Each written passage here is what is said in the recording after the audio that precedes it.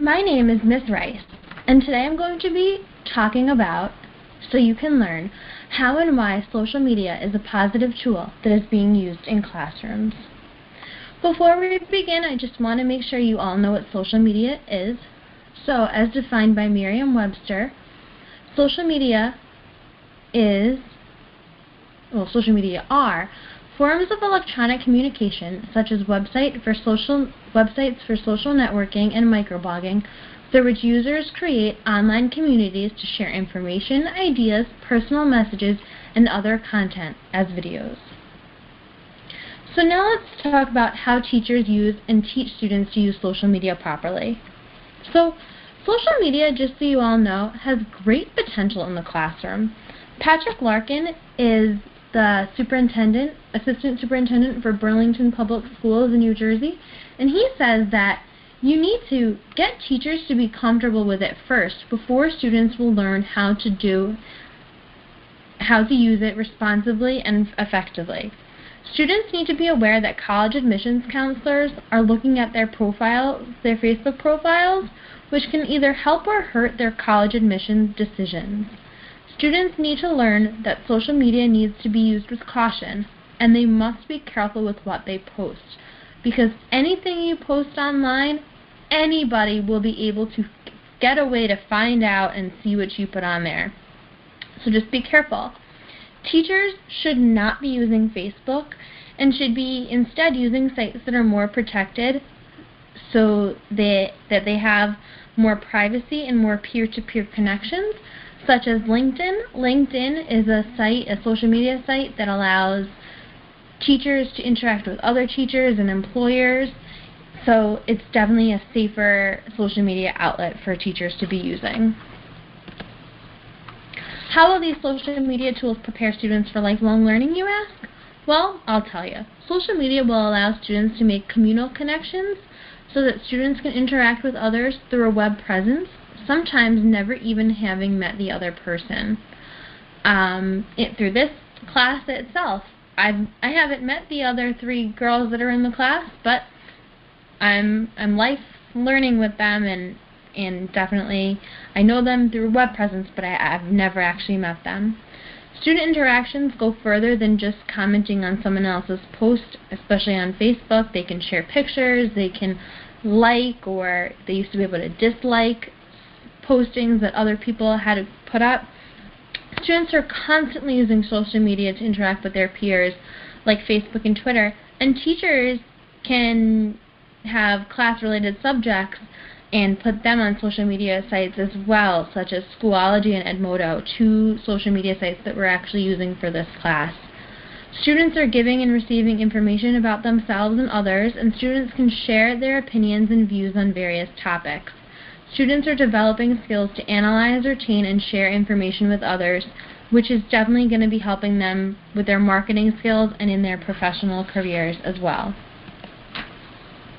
So how will social media improve student engagement? Well, let's think about what others have said. Dr. Camille Rutherford notes that educators could take advantage of the social and interactive features to encourage students to become actively engaged in co-constructing their learning experience with their teachers, as mentioned by McLaughlin and Lee in 2007. Teachers can collaborate as well with their students, and they can share resources. Teachers can show students things they might not know, and students can show teachers things that they might not know. So just because we are implementing social media into classrooms, it's not just the students that are learning, the teachers are learning right with them.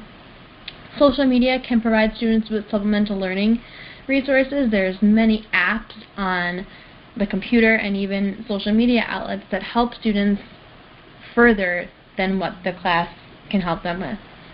Students have more chances to interact with the teacher also because the students will have access to their teachers at almost all times in any place. Now, how will social media increase learning outcomes? We kind of touched on that already. It can help students become more academically and socially integrated and improve their learning outcomes. Facebook even helps students at the college level as well as the high school level connect with teachers and other students in a friendship social setting. They're able to give comments to peers and share knowledge and feelings with other peers.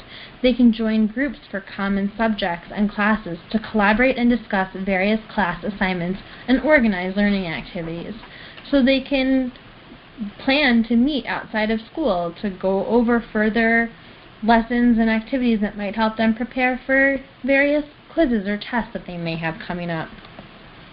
Now, let's talk about how social media addresses the 21st century skills. But before we talk about how they relate to social media, let's just touch on and make sure we know what the 21st century skills are. They're the learning and innovation skills, which are the 4 C's: critical thinking, communication, collaboration, and creativity. They also include life and career skills, the core subjects, which are the 3 R's, and the 21st century themes. The 3 R's are reading, writing, and arithmetic. And the last 21st century skill is the skills needed for information, media, and technology. So students can reflect on how they're doing with their critical thinking skills and their creativity. They can also collaborate with other students to reflect on the work they have created, either together or independently. Collaboration and technology skills can also prepare students for their futures. So those are just some different things to think about when we're thinking about how social media addresses 21st century skills. Now, how can teachers use social media in the classroom and still make sure they're meeting all the state mandates? Having the state mandates are really important, but technology is just as important. Technology really improves student learning, and teachers have no choice but to implement the use of technology in their classrooms. It's great because all teachers, new teachers, this is all they know, is that you need to use technology in the classroom for your students to be successful. They are helping the veteran teachers implement technology into their classrooms as well. So just because you're a new teacher, you're coming in and you're like, oh my goodness, I don't know what to do, there's so much stuff I'm unsure about being in a new district. So the veteran teachers are there to help the rookie teachers in that sense, but the rookie teachers really know more about technology than the veteran teachers, and the rookie teachers will be there to be a guide and help the veteran teachers with implementing technology into their classrooms. And this is just a quote I found and I really liked it, so I wanted to share it with you. "We want technology to be almost a thoughtless, seamless process," said Irving Nick Nicholson, Director of E-Learning Programs, Chicago Public Schools in Illinois. "When you go into a classroom, you pick up a piece of chalk. Technology should be as automatic as picking up the chalk. The newer teachers are expecting it, and our students are expecting it when they come into the classroom." So now, do you think it's a good idea for teachers to use social media to maintain contact with parents? And I want you to really think about it before I tell you. So, I'm not going to give you much time because I only have 10 minutes, but here we go. As long as it's done appropriately, it is definitely okay for teachers as well as school administrators to use social media to maintain contact with parents.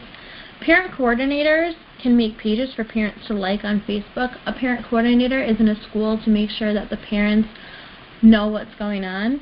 And during Superstorm Sandy on Staten Island at PS 46, Sarah Catone says that she would use Facebook to keep the parents updated with the school closing information and various other important pieces of information that needed to be shared with parents. Twitter is used. A principal at the Kurt Hahn Expeditionary Learning School in Brooklyn, Matt Brown, he posts pictures immediately. When he goes around the school with his cell phone, he posts pictures to Twitter to show students' parents what's going on in the class. Teachers, principals, and other school officials can use social media in school as long as they're keeping everything formal in those online social media outlets and they're keeping it appropriate for school. So now you ask what positive effects there are on social media. There are certainly positive effects on social media. Students who use social media outlets are often spending more time in campus organizations, either in the K-12 level or at the college level. Students spend more time interacting face-to-face daily with friends and felt stronger connections to them. Students that use Facebook are more likely to be engaged socially with their peers. And being on social media sites also increases psychological well-being for students. It also reduces the communication barriers and gives opportunities for businesses. A lot of businesses want to see what future employees might be putting on social media sites. Maybe they don't want them working for their company. So yes, there are negative effects on social media as well. Not as many as the positives, because we really want to focus on the positives for implementing social media into the schools. But anyway, there are negatives, and here they are. It could potentially lead to addiction, leads to isolation, and it decreases productivity just because some students are going to be taking too much time and spending it on the computer. So here are my resources. I hope you enjoyed my presentation, and if you have any further questions, please don't hesitate to ask. Thank you. Have a great day.